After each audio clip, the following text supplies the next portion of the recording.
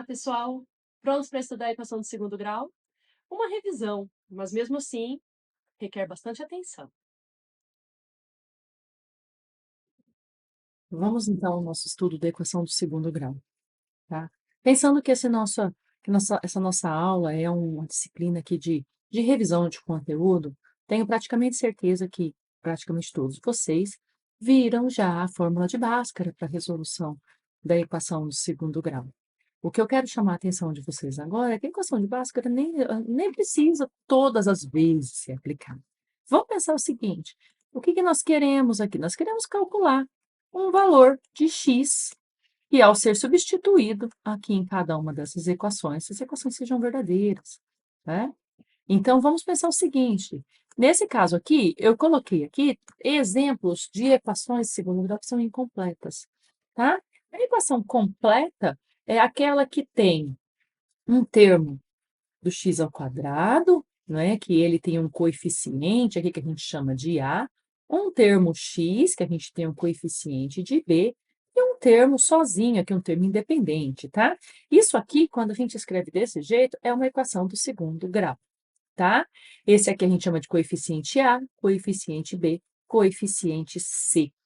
Então, com a, b e c diferentes de zero, ela é uma equação completa, do tipo 2x ao quadrado menos 3x mais 5, por exemplo, tá? Que pode, por exemplo, estar escrita assim, olha, 2x ao quadrado menos 3x igual a menos 5. Essa daqui é a mesma equação que essa, só que essa daqui já foi feita aqui, né, a alteração necessária para que fique com a carinha, né, geral aqui da equação do segundo grau. Nesse caso aqui, o A vale 2, o B vale menos 3 e o C vale 5. Mas quando a gente tem B ou C iguais a zero, a gente fala que a equação é incompleta. O A não pode ser diferente de igual a zero, porque senão ela não seria uma equação do segundo grau, né? Seria uma equação do primeiro grau.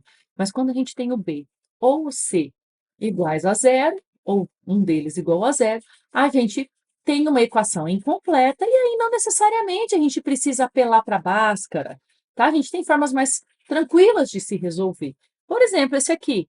Como que eu posso pensar em uma solução de um valor de x para que x ao quadrado dê 50 dê 64?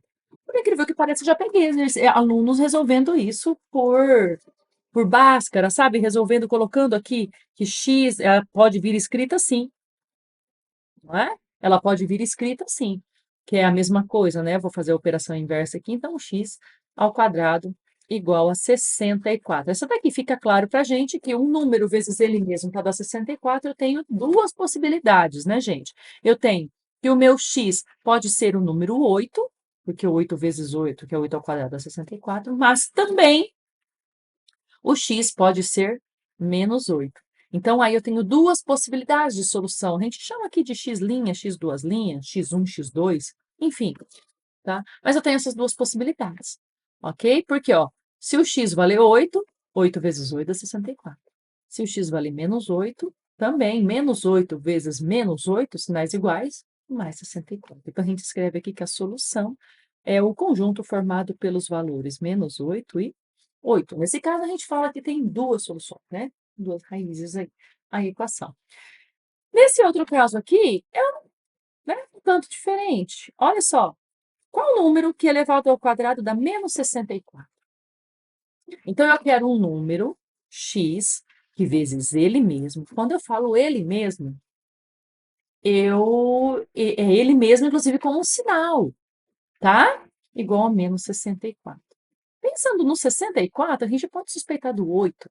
Mas o que acontece? Para dar menos 64, eu precisaria ter 8 vezes menos 8. Certo? 8 vezes menos 8. E aí eu não tenho um número ao quadrado, porque 8 é um valor e menos 8 é outro. Eu não tenho x vezes x. Tenho x vezes menos x.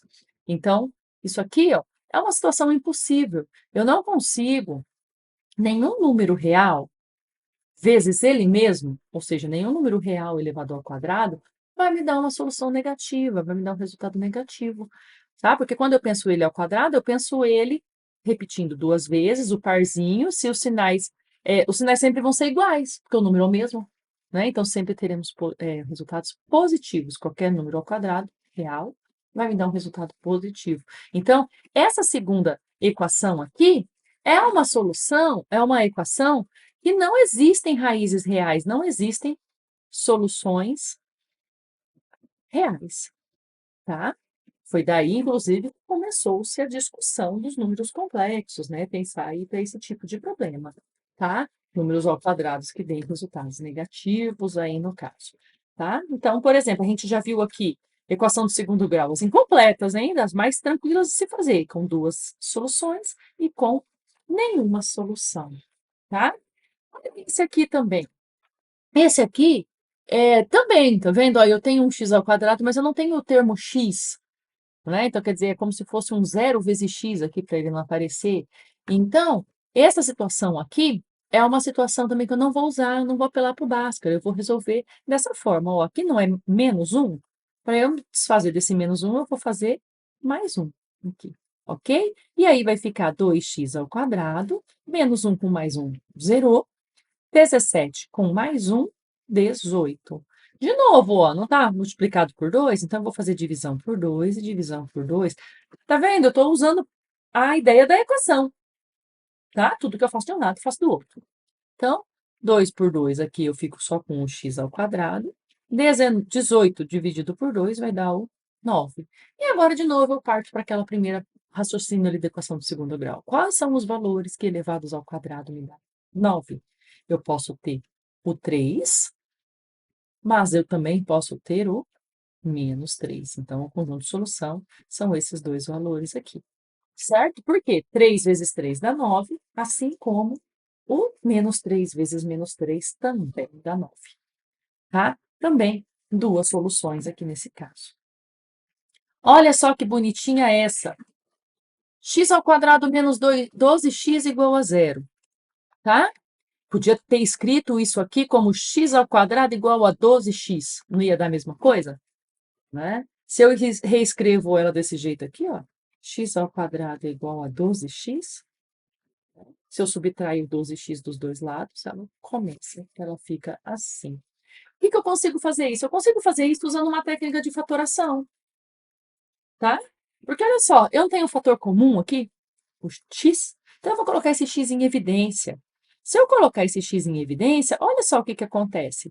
Aqui do x ao quadrado eu já tirei x, então fica x. E aqui do menos 12x eu já tirei x, e fica 12. Olha só o que que acontece.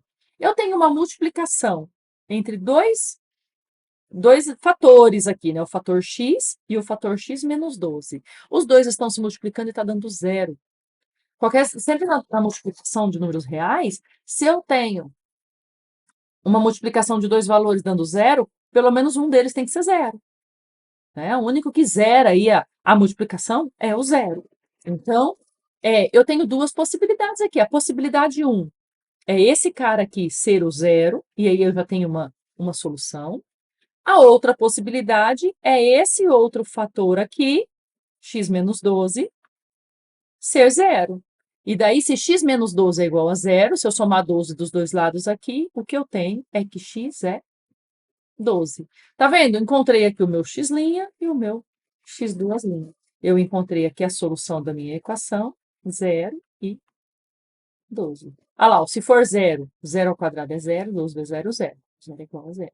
E se for 12, aqui vai dar 12 ao quadrado, 144, menos 12 vezes 12, que também é 144, vai zerar.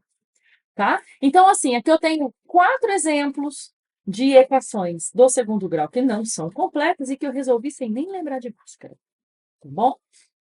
Eu deixei no ambiente virtual, eu deixei um link, tá? Da Khan Academy, que ele faz, assim, de uma forma muito bem feita, a demonstração, né? A recursão ali da fórmula de Bhaskara, né? Porque a gente aprende na escola e aceita aquilo e tudo mais, ele faz ali como foi chego, né? Como chegou-se naquela fórmula, pelo método de completamento de quadrados, usando tudo que a gente já viu no curso, que é a fatoração, simplificação de expressões e tudo mais, tá? Assistam, esclarece muito, tá? A gente passa da fase só de aceitar o Bhaskara. Por que aqui eu vou usar o Bhaskara, tá?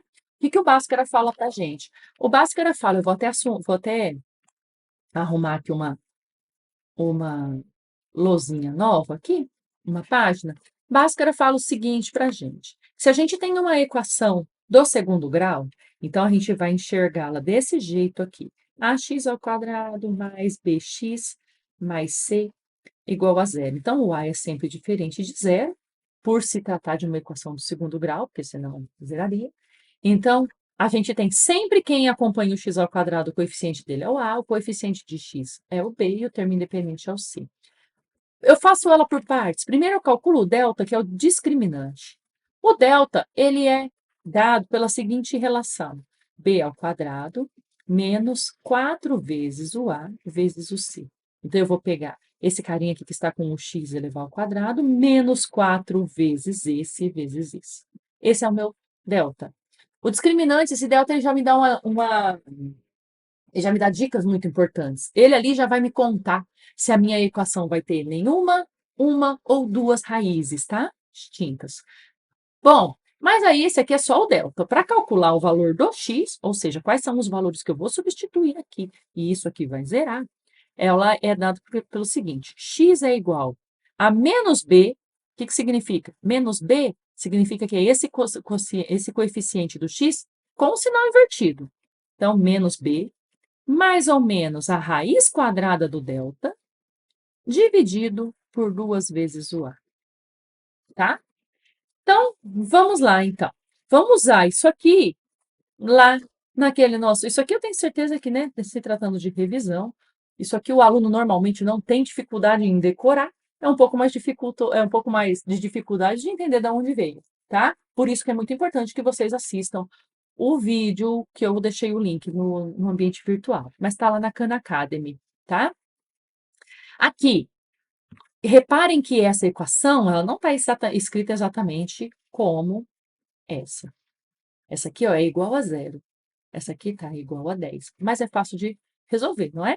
Para sumir com esse 10 aqui, né? Basta eu fazer menos 10 aqui e menos 10 aqui. Então, vai ficar x² menos 3x menos 10 igual a zero. Então, quem é o A? O A aqui é 1, porque é 1x², o B é menos 3 e o C é menos 10. Então, vai ficar assim, delta é B², então, menos 3 ao quadrado, menos 4 vezes o 1, que é o A, vezes o menos 10, que é o C. Então, vai ficar 9, porque menos 3 ao quadrado é 9, menos 4 vezes 1 dá menos 4. Menos 4 vezes menos 10, né, sinais iguais, mais 4 vezes 10, 40. Então, meu delta deu 49. É tão bonitinho quando o delta dá número, né, quadrado perfeito aqui, né? Porque aí depois, olha só, é menos b, o x é menos b mais ou menos a raiz de delta dividido por 2a. Então, o x vai ser menos b, menos b. Se o b é menos 3, menos b é o oposto. Então, menos b vai ser mais 3. É como se eu escrevesse menos, menos 3, né? Vai dar mais 3. Mais ou menos a raiz do delta. Quem é a raiz do 49? É 7 dividido por 2a. O a aqui é 1, então é 2. Então, aqui, ó, eu vou repartir aqui pelos meus dois cálculos. Meu x' vai ser aqui, eu vou usar o mais, e o outro eu vou usar o menos. Então, vai ficar 3 mais 7, 10. 10 por 2, 5. Aqui, 3 menos 7, se eu tenho 3 e devo 7, meu x duas linhas vai ser menos 4. Menos 4 por 2, menos 2. Tá?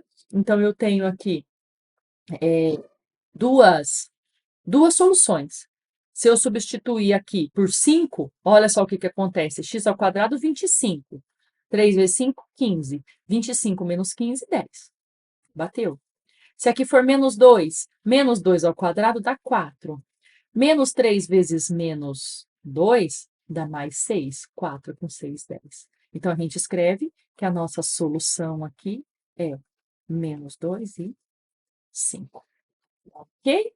Então, esse é um exemplo básico aqui da gente resolver a nossa Equação do segundo grau. Vamos fazer mais uma, tá? Essa daqui também, ó, o A vale 9, o B vale menos 12 e o C vale 4. Então, se eu fizer aqui o meu delta, o delta vai ser B ao quadrado, que é menos 12 ao quadrado, dá 144. 4 vezes 9, né? 4 vezes 9 aí, 36. 36 vezes 4, né? Que é 4 vezes A vezes C. Então, vamos lá. 6 vezes 4 aqui, de 4 vão 2. 4 vezes 3, 12, 13, 14. Olha lá o que aconteceu. Meu delta aqui, ó, 144 menos 144, o delta deu 0. O que acontece aqui na hora que o delta dá 0? É que na hora que eu vou tirar a raiz de 0 é 0, na hora que eu somo e subtraio o 0, tem o mesmo resultado. Tá? Então, olha só o que acontece. Meu x é menos o b, então vai ser menos menos 12, vai ser 12, mais ou menos a raiz do delta, raiz de 0, que número que vezes ele mesmo dá 0? 0. Dividido por 2 vezes 9, que dá 18. Entenderam que aqui, ó, mais ou menos 0 vai dar uma coisa só? Né? Se eu somar aqui, eu somei 7, depois eu vim aqui, tirei 7 e vim aqui. Aqui, se eu somar, eu subtrair, vai dar mesmo. Então, quer dizer que isso aqui vai dar 12 por 18, que se eu simplificar aqui por 6 e por 6, vai dar 2 terços. Então, aqui a minha solução é 2 terços. Eu tenho uma solução só. Nesse caso, a gente fala que as raízes, elas são iguais, né? Por que iguais? Eu tenho duas raízes iguais, ou então uma única raiz.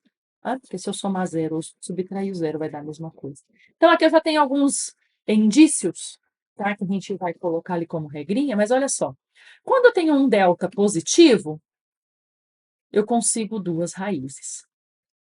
Quando eu tenho um delta igual a 0, eu vou conseguir uma raiz só. E quando eu tiver um delta negativo, eu não consigo prosseguir com a nossa conta. Por quê? Com o nosso cálculo. Porque se o meu delta der negativo aqui, eu não consigo tirar a raiz do delta. Tá? Então, aí vai ser um caso assim, de não ter solução. Da minha continha não ter solução. E era o que acontecia aqui. Ó. Se eu aplicar aqui na x ao quadrado mais 64 igual a 0, se eu aplicar a Bhaskara, vai dar um delta negativo. Tá? Então, aí eu não consigo tirar a raiz e fica por isso mesmo. O resumo está aqui, ó. Os casos possíveis, se o delta for positivo, maior do que 0, a equação vai ter duas soluções reais diferentes. Tem duas soluções, que foi isso que aconteceu aqui, menos 2 e 5. Tá? Quando o delta é igual, aqui fala que tem duas soluções reais iguais, ou então única solução. Né? Elas são repetidas, vai dar uma coisa só. Que é o caso aqui, que deu o 2 terços aqui. E quando o delta for negativo, a equação não terá solução real, tá? Vai depender aí de um outro tipo de raciocínio lá nos complexos, ok? Gente, peguem esses exemplos, procurem outros na internet e resolvam sozinhos, tá? Estudem e até mais. E aí, gostou do conteúdo? Então já aproveita, se inscreve no canal e deixa sempre o sininho ativado, assim você fica por dentro das novidades. Até mais!